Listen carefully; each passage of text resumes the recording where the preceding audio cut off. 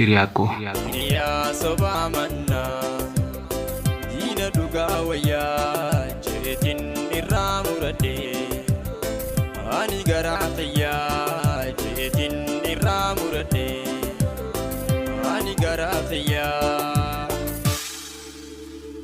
Hiriyaadha jennee tolas waliif oollaa akka qaama tokkoo wajjin oollee bullaa murtiin badii kiyyaa kan hawwu tolakee maaltu si jijjiiree anoo maalii yakkee tolli badii taanaan bagaan yeroon argee.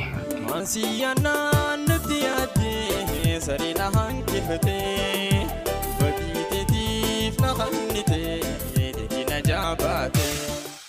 Dhiifama naaf ta'a barnootaan fudhadhe siif rakkachuu kiyyaa kana hunda godhe sheenaa siif hin qabu humaa siin yakkine akka keetiis tahee si ganuuf hin yaanne anaaf bira dabre kana hunda hin beeyne namni tole yaaduus yoomuu hin milkaa'u kanaaf je'ee garuu shiree yaaduun taa'u filannoon kan waaqaa hin beeku kan boru tole yaaduu dhiisee too sammuun dararu atis arguuf jirta faraqaan kee boruu siif gaariin hamila yoomuu sin jijjiiru.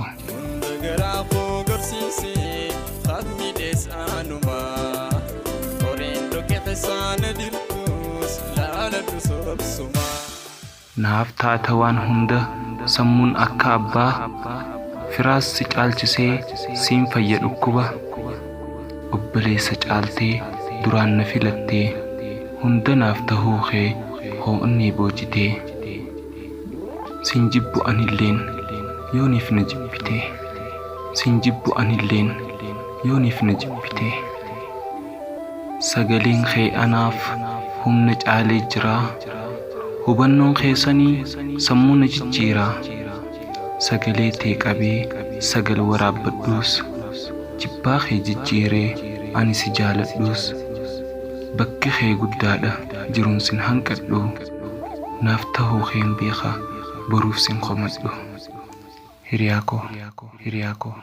Hiriyaako. Hiriyaan daawwitii walii afkeessa wal gartii habaa jiruuti bocheen walii duutis wal awwaalatii ammaa tullee hangamuu hafii walii nahaa walorra walii fudhachuu garaa yoom dandayaa.